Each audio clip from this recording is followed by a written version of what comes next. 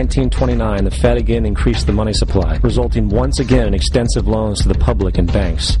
There was also a fairly new type of loan called a margin loan in the stock market. Very simply, the margin loan allowed an investor to put down only 10% of a stock's price, with the other 90% being loaned through the broker. In other words, a person could own $1,000 worth of stock with only $100 down. This method was very popular in the roaring 1920s, as everyone seemed to be making money in the market. However, there was a catch to this loan. It could be called in at any time and had to be paid within 24 hours. This is termed a margin call, and the typical result of a margin call is the selling of the stock purchased with the loan. So, a few months before October in 1929, J.D. Rockefeller, Bernard Baruch, and other insiders quietly exited the market.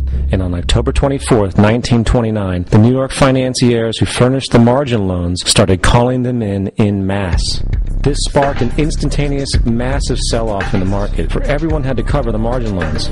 It then triggered mass bank runs for the same reason, in turn collapsing over 16,000 banks, enabling the conspiring international bankers to not only buy up rival banks at a discount, but to also buy up whole corporations at pennies on the dollar. It was the greatest robbery in American history. But that didn't stop there. Rather than expanding the money supply in order to recover from this economic collapse, the Fed actually contracted it, fueling one of the largest depressions in history. Once again outraged, Congressman Louis McFadden, a longtime opponent of the banking cartels, began bringing impeachment proceedings against the Federal Reserve Board, saying of the crash and depression, it was a carefully contrived occurrence. International bankers sought to bring about a condition of despair so that they might emerge the rulers of us all. Not surprisingly, and after 2 previous assassination attempts, McFadden was poisoned at a banquet before he could push for the impeachment. Now, having reduced the society to squalor, the Federal Reserve bankers decided that the gold standard should be removed. In order to do this, they needed to acquire the remaining gold in the system. So, under the pretense of helping to end the Depression, came the 1933 gold seizure. Under the threat of imprisonment for 10 years, everyone in America was required to turn in all gold bullion to the Treasury, essentially robbing the public of what little wealth they had left. And at the end of 1933, the gold standard was abolished. If you look at a dollar bill from before 1933, it says it is redeemable in gold. You look at a dollar bill today, it says it is legal tender, which means it is backed by absolutely nothing. It is worthless paper. The only thing that gives our money value is how much of it is in circulation. Therefore, the power to regulate the money supply is also the power to regulate its value, which is also the power to bring entire economies and societies to its knees.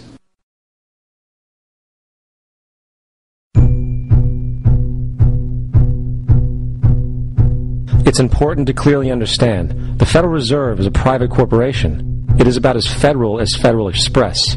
It makes its own policies and is under virtually no regulation by the U.S. government.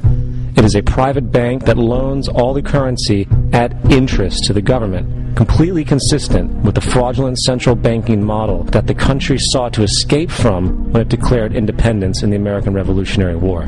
Now, going back to 1913, the Federal Reserve Act was not the only unconstitutional bill pushed through Congress. They also pushed the federal income tax. It's worthwhile to point out that the American public's ignorance towards the federal income tax is a testament to how dumbed down and oblivious the American population really is. First of all, the federal income tax is completely unconstitutional, as it is a direct, unapportioned tax. All direct taxes have to be apportioned to be legal based on the Constitution. Secondly, the required number of states in order to ratify the amendment to allow the income tax was never met, and this has even been cited in modern court cases.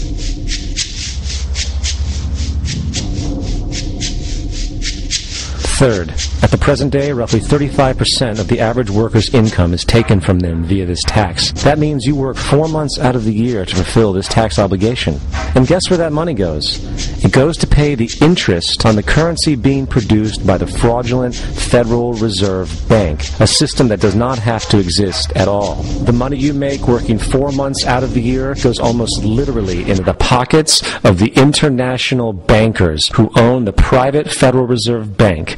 And fourth, even with the fraudulent government claim as to the legality of the income tax, there is literally no statute, no law in existence that requires you to pay this tax. Period. I really expected that, of course, there's a law that you can point to in the law book, the code that requires you to file a tax return. Of course there is. I was at that point where I couldn't find the statute that clearly made a person liable, at least not me and most people I know, and I had no choice in my mind except to resign. Based on the research that I did throughout the year 2000 and that I'm still doing, I have not found that law. I've asked Congress, we've asked a lot of people in the IRS commissioners, helpers.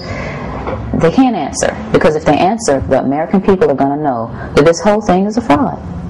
I haven't filed an federal income tax return since I left. I have not filed a tax return since 1999. The income tax is nothing less than the enslavement of the entire country.